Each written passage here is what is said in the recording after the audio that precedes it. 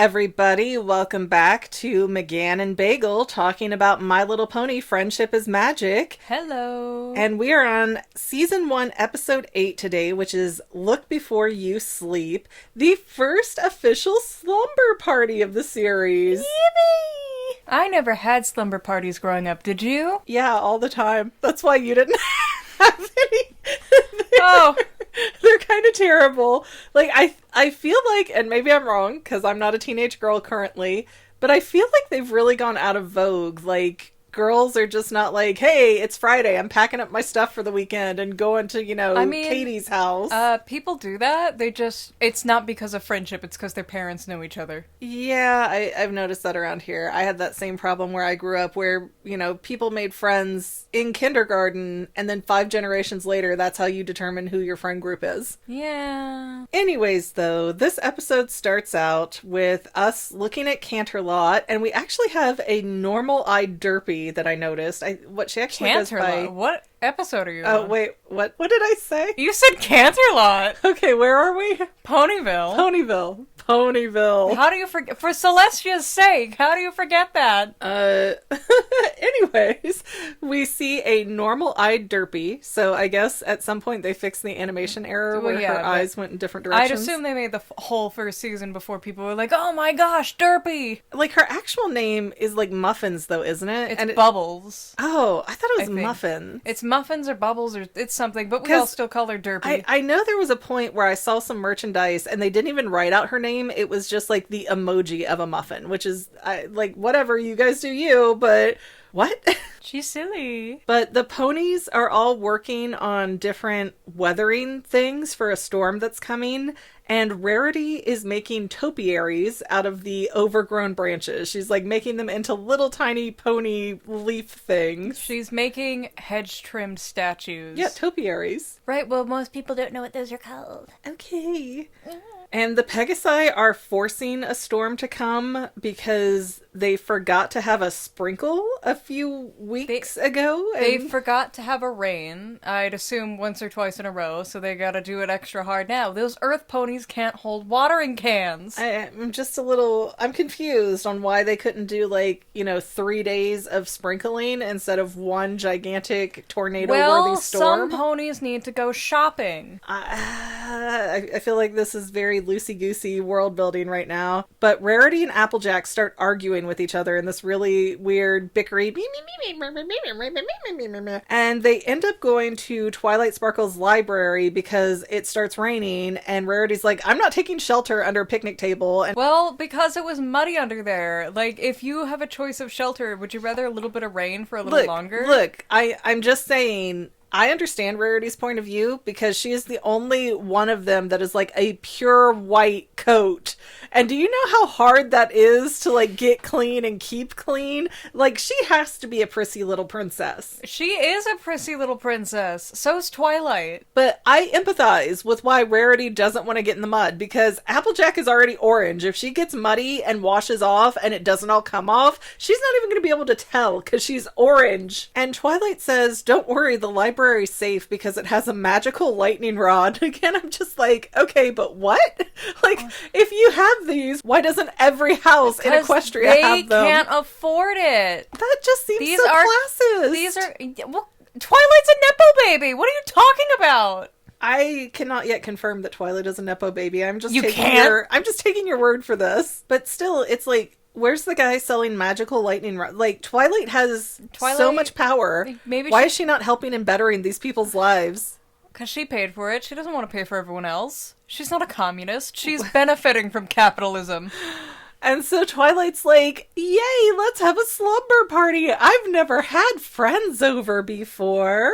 And so Rarity and Twilight do facials, and Twilight even has a book that's called, Slumber Partying 101. Yeah. Like, everything you need to know, but we're too scared to ask. Yeah. But before they get to that, Rarity's like, go wash off, you have mud on your hooves. You don't want to be bad to our host. It's her first party.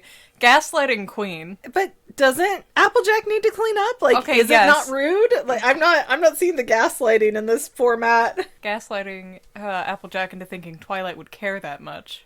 Well, Rarity cares, and she's doing the mother-in-law thing of acting like, no, I don't care, but so-and-so cares, so if you don't do it, you're a bad person to so-and-so. She's got very much the mother-in-law manipulation vibe. She's got it going. Girl boss gatekeep, gaslight. I did not write down direct dialogue, but I did write in my notes that this is a sass-isode. Like, Rarity and Applejack just going back and forth, like, tearing each other apart. They're silly. I am living for this. Like, they are two drag queens just going at it. Season 1 is the best time to have disputes and arguments because they're just getting used to each other. And that's fair, but, like, the sass levels were insane. Even your 8-year-old brother was watching with us going like, oh my gosh, they are so sassy. There's a difference between being careful and being plain rude, and then Applejack's like, there's a difference between being classy and getting on my nerves. Yeah, just the sass is relentlessly great.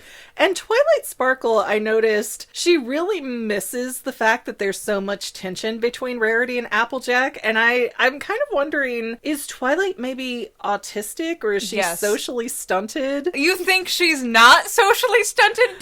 Did we watch the first episode together? She lived in a nice place. She lived in a castle by herself with her baby Spike. Okay, she doesn't live in the whole castle by herself. She has her own room. I know, she has a whole wing for herself. I did not think she had that much space. She has so much space. It's redonkulous, my guys. Well, I will be curious to investigate that in later episodes. But yeah, the fact that Twilight could not pick up on the fact that Rarity and Applejack were not having it and not getting along. I think she did pick it up. She just didn't want to say anything. No, she picks it up later, but I don't get any hint in like the first half of the episode that she realizes that there's some problem between the two of them. And I don't know if that's because they're all still really new around each other, or if Twilight maybe has a tingle of the tism. She might. Well, I mean, her special interest is magic and books, and she hyperfixates, so... She does hyperfixate. And she's so, like, anxious about everything. Then they start telling ghost stories, and Twilight comes up with the legend of the headless horse.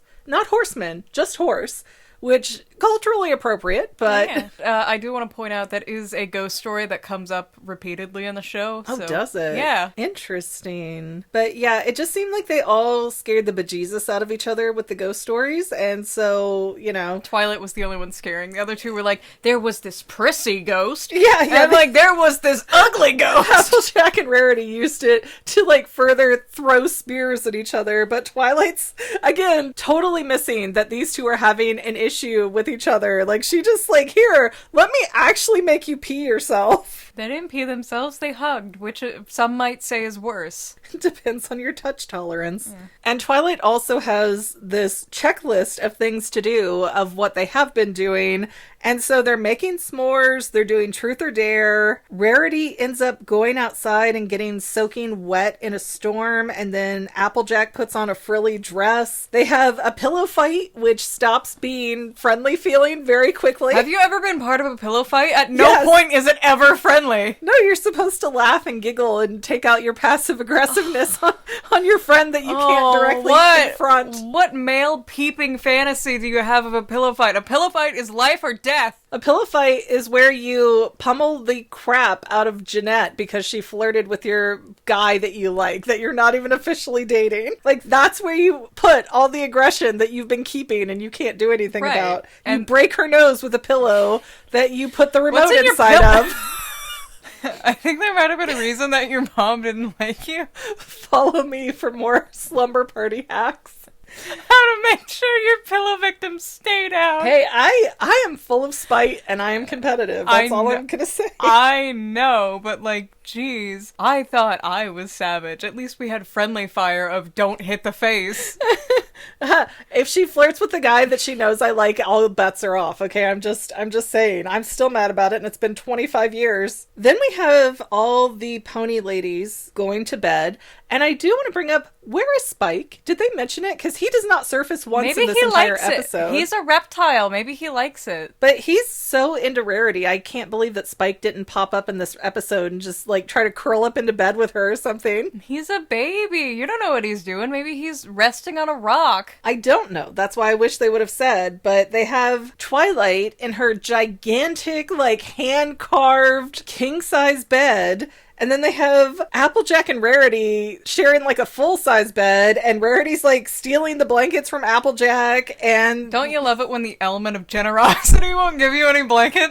Yeah, and then she's like, get out of the bed, I gotta fix the blankets, you got them all messed up. Which again, hard relate for that one. Which is, like, the most sibling fight. But why do the ponies have beds? Like, they have human beds. Well, would you stand in your sleep if you had the option to rest on a mattress? I mean, they could have, like, hay bales or something. What? And they don't even sleep the way a pony sleeps, which would be, like, laying on their stomach or something. They sleep on their back. Again, very human-like and weird. They like it like that. We haven't dug into pony bone structures IRL. Maybe it's better for them. I am actually a 4-H member for horses. Veteran one, of course, I'm old. So I know for a fact that horses cannot lay on their side or their back without there being some major problem going on. I used to ride all the time. I know this. Oh, tell the story about how your friend's horse had a heart attack. No, it didn't have a heart attack. It had a brain aneurysm right in front of me. Like, I opened the gate for her. She went from the stable into the corral, the ring, whatever,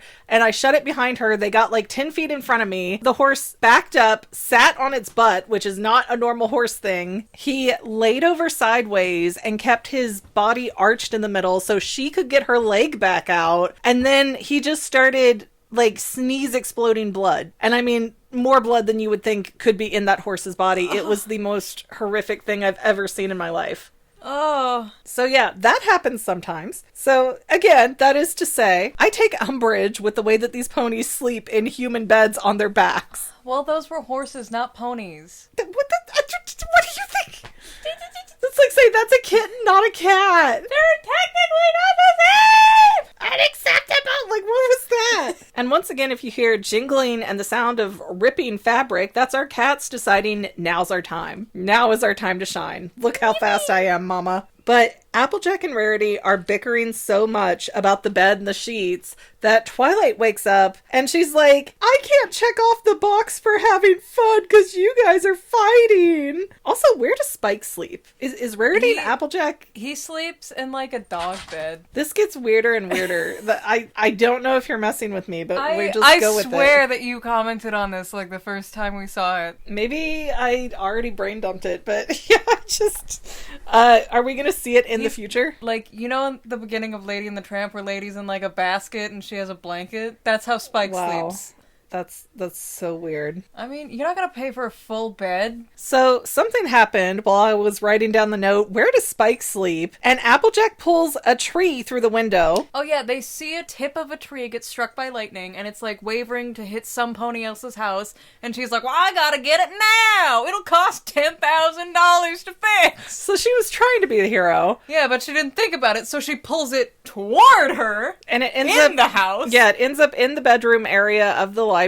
It's complete chaos, wind and rain going everywhere, and Applejack has to ask for help from Rarity, and Rarity solves this problem of this giant tree in the room by making a bunch of tiny tree topiaries. Wouldn't you want them? Better than a dirty, musty tree which animals may or may not have been inside of? And this is happening while Twilight Sparkle is reading about camping and slumber parties. Like, oh man, maybe this is a camping slumber party. Like girl, you're not using practical knowledge. She hasn't been in the world for more than like a month. I literally wrote down in my notes, WTF Twilight. She's silly. She doesn't understand. I feel like there's silliness and there's being so far out of touch with reality that you are socially backwards.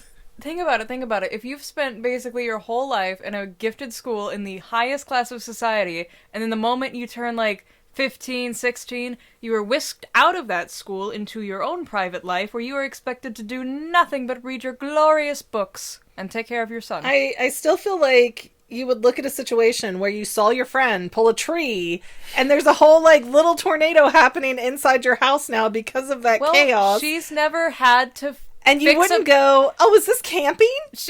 She's never had to fix a problem that wasn't in a book before. She has read about camping. Even if you think about it, in the first episode where they're all going out to Nightmare Moon, that wasn't a book of where to do all that. There was a guide. Are you telling me that Twilight Sparkle doesn't have like the Hardy ponies in her universe where she's reading like Hardy Boy parodies about them being out and rough and tumbling? Like, no, she's reading the Diary of Star Swirl the Bearded. She doesn't read fantasy at all. No. She researches. She's very autistic. I don't know that I like Twilight. So Rarity ends up covered in mud after she kind of saves the day here, making the little topiaries. And Applejack just reaches over and adds cucumbers to her eyes. Like, girl. It's supposed to be cute. It's supposed to be cute, but it's like too soon.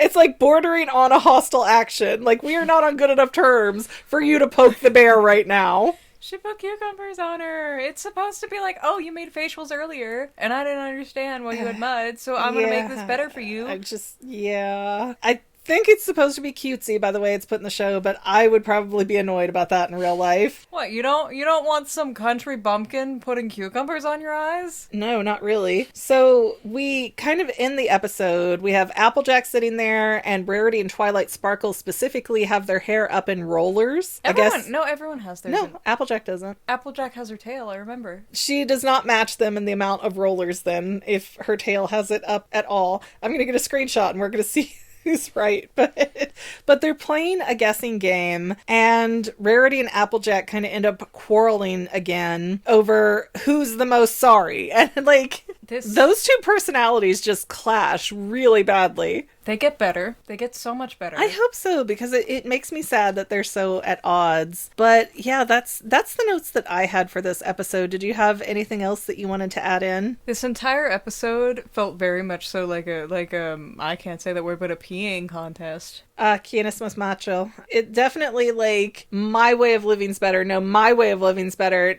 I think what you're doing's wrong. Well, I think what you're doing's wrong. Do you think they have, like, pony racial slurs? Based on the movie that they made on Netflix for G5, absolutely. Like, that devolved into racism so fast.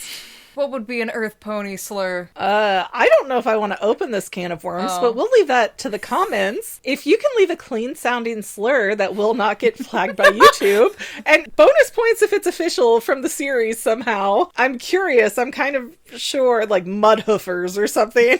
Flowers. I'm also very afraid to like pull at this thread and see what comes of it. But the next episode, episode 9 of this season, will be called Bridal Gossip. I have no idea what it's about, but I feel like it's Rarity. I think that's the one where Zecora comes in. Ooh, I like the look of Zecora. She's the only zebra we see ever. Okay, guys. Well, that'll be it for us today. Please don't forget to like, subscribe, comment, share. All of that good stuff is free for you and really helps us out, especially the sharing. Sharing is caring. And if you would be so willing to be a channel member, that is an option too. And we have information in the description below. Thanks, guys. See you next time. Bye. Bye. And to any of my members here on YouTube, a huge bottom of my heart thank you for all of your help and support. If you would like to become a paid channel member, there is a link in the description below. Thanks again, guys. Love you. Well, family members, we're almost done, but I want to invite you to hang out with me in some other places. I'm on Twitter and Instagram as my own personal self, and I have a Facebook page too, but I mostly just post photos over there. And sometimes people say, hey, McGann, I want to mail you something. How do I do that? Easy. Just click the About tab on my channel page, and my most current P.O. Box info will be right there. I also run another channel, The Family. It's really a hodgepodge channel where we might post anything. Oh yeah, and I also sell shirts and stickers and stuff with the Family and the Fangirl logos. If that is your cup of tea, I have a link in every description of every video. Finally, if you want to help out the Fangirl channel and make sure I'm putting out video essays for years to come, the best way you can help is by subscribing and watching more of my videos, whether they're new, old, whatever. Maybe even share one or two on social media, help spread the word. People who watch to the end of videos like you helps to tell the site, hey, this is a good video, we should recommend it to other people. So if you made it this far, leave me a comment of something like, hey, I made it to the end. Love ya. See you next time, family members. Bye.